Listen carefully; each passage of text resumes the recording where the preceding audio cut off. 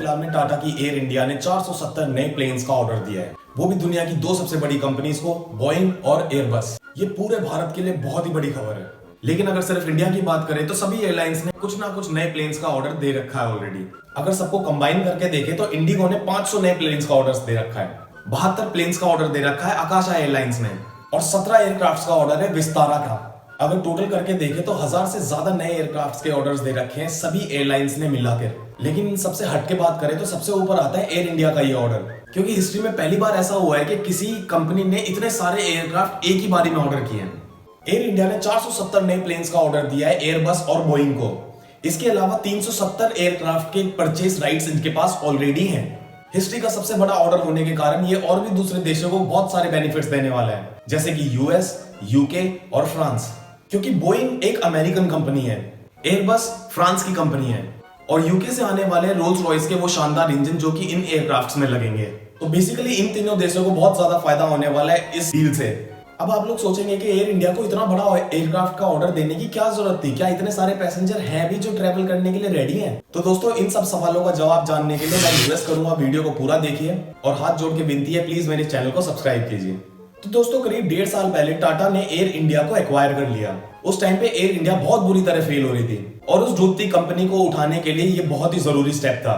टाटा ने जैसे ही एयरलाइंस को खरीदा तो उनका सबसे इंपॉर्टेंट गोल यही था कि इस कंपनी को वापस ट्रैक पे लाया जाए। टाटा इस एयरलाइंस को सिर्फ इंडिया में नहीं बल्कि पूरी दुनिया में ऐसी रिस्पेक्ट दिलाना चाहती थी जैसी आज के टाइम पे फॉरेन एयरलाइंस को मिलती है, जैसे एतिहाद और सिंगापुर एयरलाइंस। तो ये सिर्फ इंडियंस की ट्रैवल के लिए नहीं बल्कि पूरी दुनिया की ट्रैवल नीड्स पूरी करने के लिए उठाया गया एक कदम है। एयर इंडिया पिछले कई सालों से सिर्फ डोमेस्टिक और आसपास के कुछ इंटरनेशनल आउट्स ही टारगेट कर पा रही है, जिसकी वजह से मिडिल ईस्टर्न एयरलाइंस जैसे एतिहाद, कतर और एमिरेट्स जैसी एयरलाइंस को खुला रास्ता मिल गया पूरा एरिया कॉन्कर करने के लिए। अभी के टाइम पे फॉरेन एयरलाइंस जो है वो इंडिया के करीब 60% इंटरनेशनल ट्रेवल्स की देखरेख कर रहे हैं। एमिरेट्स इंडिया की 9 मेजर सिटीज में फ्लाई करती है, एतिहाद भी 9 सिटीज में फ्लाई करती है, और कतर एयरवेज करती है 12 सिटीज में, जिसकी वजह से वो इंडियंस को पूरी दुनिया में किसी भी डेस्टिनेशन तक कनेक्शन प्रोवाइड कराती हैं। अगर मैं सिर्फ आपको एक एग्जांपल दूं तो अगर आपको कोचिन से पेरिस जाना है तो इंडिया में ऐसी कोई एयरलाइंस नहीं है जो यहां से वहां तक आपको डायरेक्ट फ्लाइट प्रोवाइड करा सके।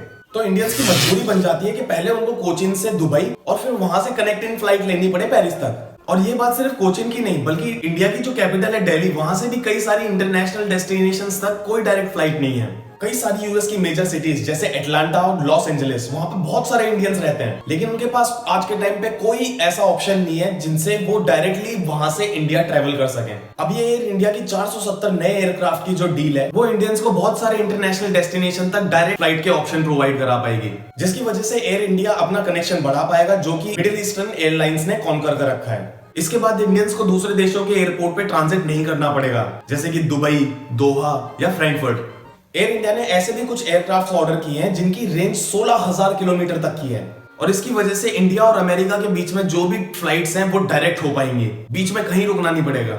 इसके बाद एयर इंडिया को एक और बहुत मेजर बेनिफिट मिलेगा, वो ये कि रशियन एयर स्पेस किसी भी अमेरिकन एयरलाइंस को अलाउ नहीं करता है अपने एरिया में घुसने के लिए या वहां फ्लाई करने के लिए, लेकिन वो इंडिया को करता है, और इसकी वजह से जो भी अमेरिकन एयरलाइंस है वो इस कॉम्पिटिशन से पूरी तरह बाहर हो जाएगी। तो ये एक बहुत बड़ी न्यूज है इंडिया के लिए दोस्तों।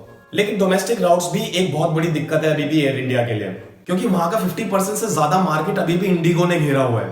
दोस्तों इंडिगो को हराना एयर इंडिया के लिए आसान नहीं होगा, क्योंकि उनके भी अराउंड 500 से ज्यादा एयरक्राफ्ट हैं जिनके नए ऑर्डर्स उन लोगों ने अभी दे रखे हैं। और तो और एयर इंडिया और विस्तारा का भी मर्जर होने वाला है, जिसकी वजह से एयर इंडिया के पास 59 नए एयरक्राफ्ट आ जाएंगे।